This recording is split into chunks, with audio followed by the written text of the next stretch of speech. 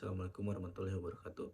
Sebelumnya perkenalkan, nama saya Rian Febrianto dengan NPM 10222-045 dari kelas A Prodi Akuntansi.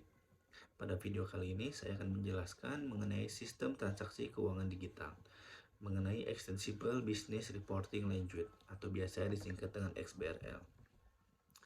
XBRL adalah sebuah standar internasional yang digunakan untuk pertukaran dan pelaporan informasi keuangan dan bisnis secara elektronik. XBRL memungkinkan data keuangan dan non-keuangan untuk disajikan dan dibagikan dengan cara yang mudah dimengerti oleh komputer, sehingga memungkinkan analisis, pembandingan, dan penggunaan data yang lebih efisien. Dengan menggunakan XBRL, informasi keuangan yang biasanya terdapat dalam laporan keuangan, seperti neraca, laporan laba rugi, dan arus kas dapat dijelaskan dengan istilah yang diakui secara global, memfasilitasi pertukaran data antar sistem perangkat lunak keuangan, perusahaan, dan regulator. Ini memungkinkan penyusunan laporan keuangan yang lebih cepat, lebih akurat, dan lebih mudah diakses oleh berbagai pihak yang berkepentingan, termasuk investor, analisis, pemerintah, dan auditor. XBRL memiliki fleksibilitas untuk disesuaikan dengan kebutuhan perusahaan dan berbagai industri, sehingga memungkinkan penerapan yang luas di berbagai negara dan sektor.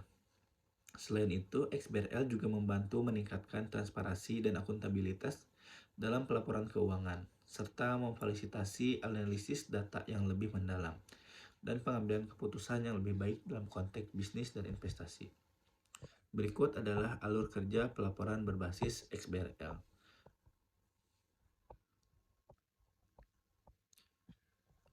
Yang pertama itu ada penentuan kebutuhan pelaporan.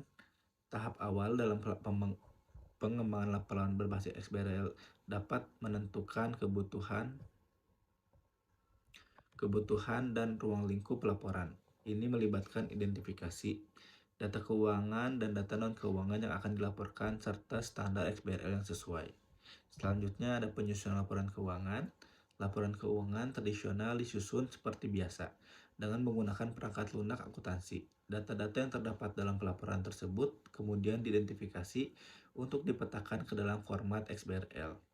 Selanjutnya, pemetaan data ke format XBRL.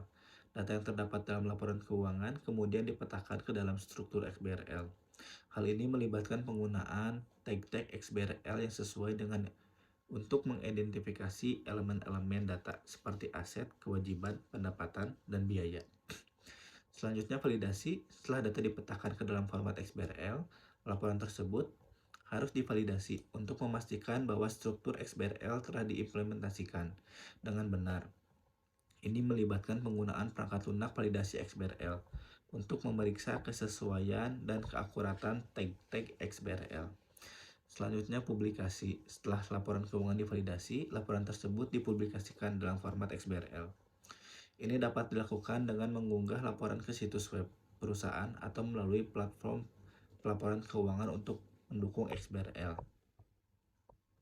Selanjutnya ada penerimaan dan analisis. Laporan keuangan yang dipublikasikan dalam format XBRL dapat diakses oleh berbagai pihak yang berkepentingan seperti investor, analisis, dan regulator. Mereka dapat mengakses dan menganalisis data dengan menggunakan perangkat lunak atau aplikasi yang mendukung XBRL untuk memperoleh informasi yang diperlukan. Terakhir, data dapat digunakan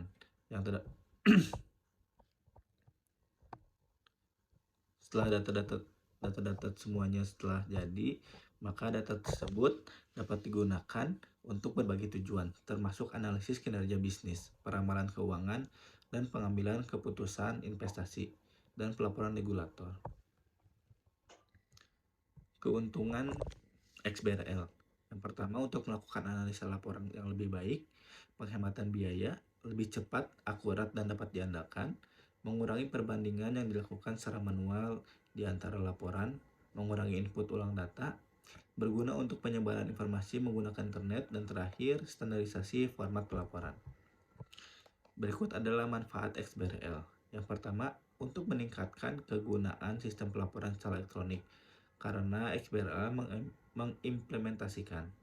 Yang pertama ada format yang sudah distandarisasi sehingga menghasilkan informasi dan data yang comparable dan mudah untuk dianalisa. Dan selanjutnya validasi secara otomatis sehingga dapat meminimalisasi kesalahan input. Manfaat yang kedua yaitu memudahkan dilakukannya publikasi laporan, termasuk laporan keuangan, karena XBRL dapat diolah kembali menjadi format yang diinginkan, seperti format PDF, HTML, Excel, TXT, dan lain-lain. Yang ketiga, meningkatkan kemudahan akses informasi finansial, terutama bagi investor internasional, karena XBRL menerapkan suatu standar identifikasi informasi. Investor luar negeri dimungkinkan melakukan analisa secara mandiri, serta melakukan perbandingan dengan menggunakan bahasa mereka sendiri. Yang keempat, manfaat terlihat pada otomisasi, penghematan biaya, lebih cepat, lebih dapat diandalkan, dan penanganan yang lebih akurat data, analisis peningkatan dan kualitas yang lebih baik informasi, dan pengambilan keputusan serta mempercepat pengambilan keputusan bisnis dari investor. Yang terakhir, XBRL format yang berguna untuk pelaporan BEI, untuk pengembangan bisnis intelijen, yang akan digunakan untuk evaluasi dan monitoring perusahaan tercatat. Mungkin cukup sekian penjelasan materi dari saya. Terima kasih atas perhatiannya. Assalamualaikum warahmatullahi wabarakatuh.